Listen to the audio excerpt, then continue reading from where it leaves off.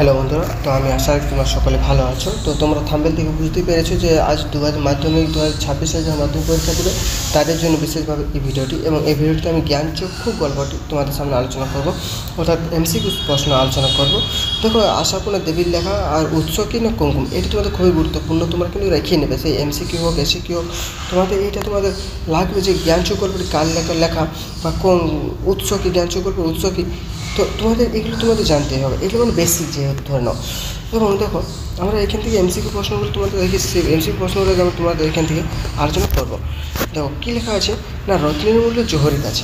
এখানে কাকে জোহরি বলা হচ্ছে তোমাদের এভাবে আছে। দেখো যে রত্নের মূল্য জোহরের কাছে, এখানে জোহরকে না তপনের ছোটো মাসি বলছে, ছোটো মাসিকে বলা হয়েছে না তপনের মামাকে বলা হয়েছে না তপনের দিদিকে বলা হয়েছে না তপনের ছোটো মাসটাকে বলা হয়েছে। তোমাদের আমি এইভাবে আলোচনা কিন্তু করবো না, তোমাদের সরাসরি উত্তরটা লিখে দেবো। তোমাদের এদিকে যে রত্নের মূল্য জোহরের কাছে, এখানে কাকে জোহরি বলা হয়েছে না, এখানে জোহরি বলা হয়েছে তপনের ছোটো মেসমশাইকে জোহরি বলা হয়েছে।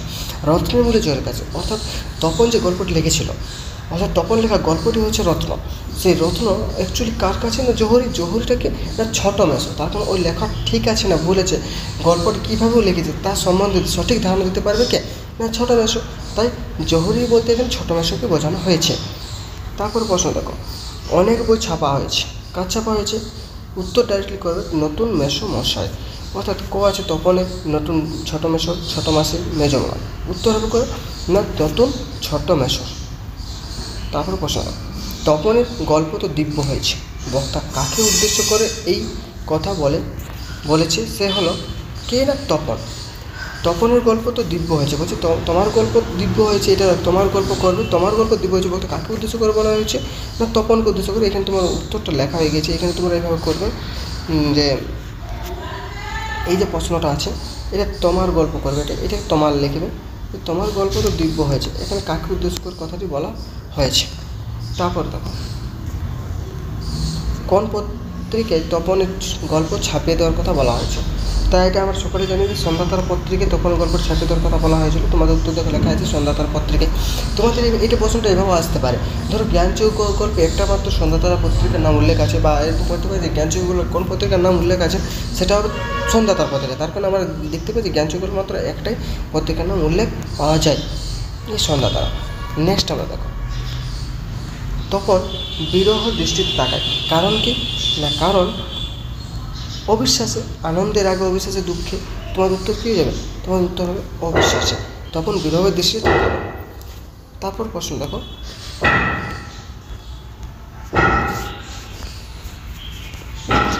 ছোটোবেলা থেকে তপনের গল্প শুনেছি, দু একটা রাশি মামার মুখে ছোটো মামা।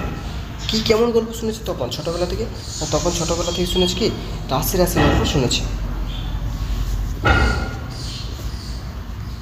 তারপর প্রশ্ন দেখি আমরা একটু, যে পৃথিবীতে এমন অলৌকিক ঘটনা ঘটে, যে ঘটনাটিকে এখানে অলৌকিক বলা হয়েছে সেটি হলো, খুব ইম্পর্টেন্ট কিন্তু লাইন, যে ঘটনাটিকে অলৌকিক বলা হয়েছে সেটি হলো সন্ধ্যাতারা পত্রিকায় তপনের গল্প ছাপিয়ে দেওয়ার কথা।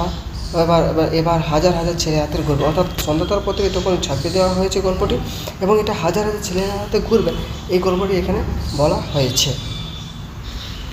তারপর প্রশ্ন, সন্ধ্যাতারা পত্রিকায় প্রকাশিত তপনের লেখা গল্পটির নাম কী ছিল? না তপন যে গল্প লিখেছিল সে তার নাম কী ছিল না প্রথম দিন।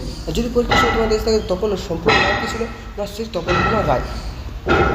তখন তার গল্পটি পড়তে না পারার কারণ কি না তার কষ্ট হচ্ছিল গল্পটা, তার কারণ ওই যে দেখে ছাপিয়ে দেওয়া হয়েছে গল্পটা, তার কারণ পড়ছিল গল্পটা, কিন্তু আমরা দেখতে পাই যে গল্পটা তার নিজের লেখা দেখতে পাচ্ছে না, অর্থাৎ তার নিজের যে গল্পটি লেখা হয় বটে সেটা সে বুঝতে পারছে না, তাই তার কষ্ট হচ্ছিল। এবং তোমাদের শেষ প্রশ্ন দেখো, তপনের ছোটো মাসি তপন থেকে কত বছর বড়?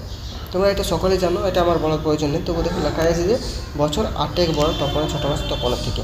হলো এখান থেকে তোমাদের এই 10টার মধ্যে প্রশ্ন কিন্তু সীমাবদ্ধ নেই, এখান থেকে হাজার মতনও প্রশ্ন আসতে পারে।